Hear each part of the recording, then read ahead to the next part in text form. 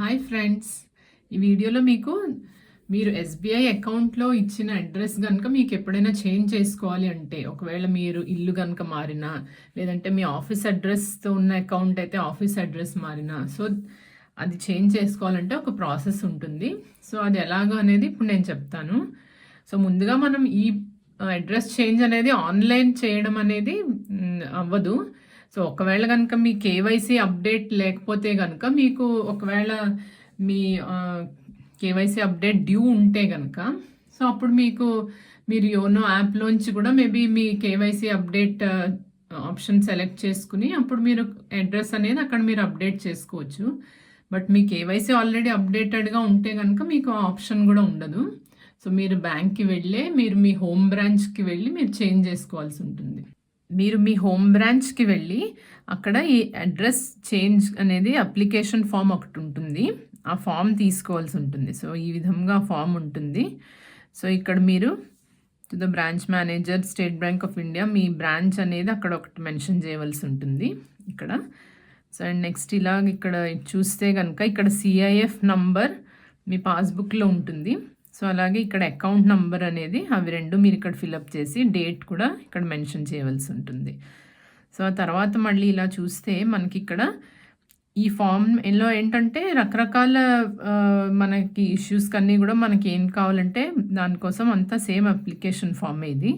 So ఇక్కడ మీకు కొత్త చెక్ బుక్ కావాలన్నా, లేదంటే ఆల్రెడీ చెక్ బుక్ ఉంది కొత్తది కావాలి అన్నా, ఆర్ ఫస్ట్ టైం అప్లై చేసుకుంటున్నా, లేదంటే అకౌంట్ ట్రాన్స్ఫర్కి అనేసి closure of deposit account, so అలాగా అన్నిటికీ ఈ యొక్క ఫామ్ మీదే మీరు సెలెక్ట్ చేసుకోవాల్సి ఉంటుంది option. So ATM card issue చేయాలన్నా, సో అలాగ అన్ని చాలా ఆప్షన్స్ ఉన్నాయి. ఇక్కడ మీరు ఇలా కింద చూసుకుంటూ వెళ్తే ఈ 17 నంబర్ ఉంది చూడండి, ఇక్కడ change of name or address అని ఉంది కదా, please change my name or address అనేసి. సో దాని మీద మీరు సెలెక్ట్ చేయవలసి ఉంటుంది అక్కడ. అది సెలెక్ట్ చేసుకుని సో మళ్ళీ ఇలా కిందకి వెళ్తే కనుక ఇక్కడ ఓల్డ్ నేమ్ ఆర్ అడ్రస్ అని ఉంది. సో ఇక్కడ ఒకవేళ మీ నేమ్ చేంజ్ చేసుకోవాలన్నా మీరు ఇక్కడ ఇదే ఫామ్లోనే ఇక్కడే రాయాలి old name. So name and address. తర్వాత ఇక్కడికి వెళ్ళి నెక్స్ట్ దాని పక్కనే న్యూ నేమ్ అండ్ అడ్రస్ అని ఉంది చూడండి. సో ఇప్పుడు లేటెస్ట్గా మీ అడ్రస్ ఏదైతే మారిందో ఆ పేరు ఆ అడ్రస్ ఇక్కడ మెన్షన్ చేయాలి.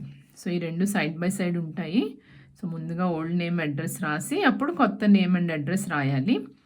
రాసిన తర్వాత మీరు అడ్రస్ ప్రూఫ్ కోసము ఏదర్ మీ పాస్పోర్ట్ కానీ, ఓటర్స్ కార్డ్ కానీ, ఆధార్ కార్డు, లేదంటే driving licence, PAN card, so or కొత్త ఎలక్ట్రిసిటీ బిల్ కానీ, లాస్ట్ 2 monthsలో వచ్చిన ఎలక్ట్రిసిటీ బిల్ కానీ, ఆర్ పోస్ట్ పెయిడ్ మొబైల్ బిల్లో కూడా మీ అడ్రస్ ఉంటుంది కదా, సో అవి కానీ, అది కూడా లాస్ట్ 2 monthsలోదే జతపరచవలసి ఉంటుంది.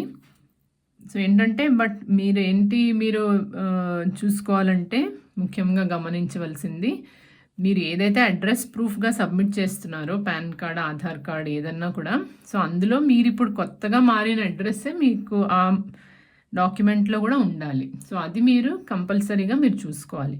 సో అంచేత ముందుగా మీరు ఒకవేళ ఆధార్ కార్డ్ మీరు అడ్రస్ ప్రూఫ్గా ఇస్తుంటే కనుక ఆధార్ కార్డులో కూడా మీ కొత్త అడ్రస్ అనేది మెన్షన్ చేసి ఉండాలి.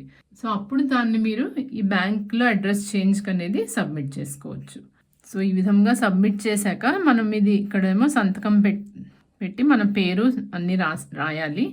రాసిన తర్వాత అక్కడ మనము బ్యాంక్లో జమ చేయవలసి ఉంటుంది. ఈ ఫామ్తో పాటుగా మన డాక్యుమెంట్స్ ఏవైతే ఉన్నాయో ఆధార్, పాన్ కార్డ్ ఇవన్నీను, ఆర్ ఎలక్ట్రిసిటీ బిల్, సో ఇవన్నీ కూడా జతపరిచి అప్పుడు బ్యాంక్లో మనము జమ చేయవలసి ఉంటుంది. సో జమ చేసిన తర్వాత 1-2 రోజుల్లో వాళ్ళు అప్డేట్ చేసేస్తారు మన అడ్రస్.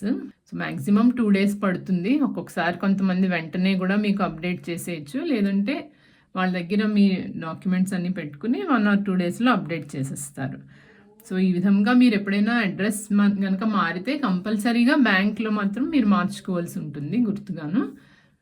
సో ఈ వీడియో కనుక మీకు నచ్చితే లైక్, షేర్ అండ్ సబ్స్క్రైబ్ చేయండి. Thank you friends.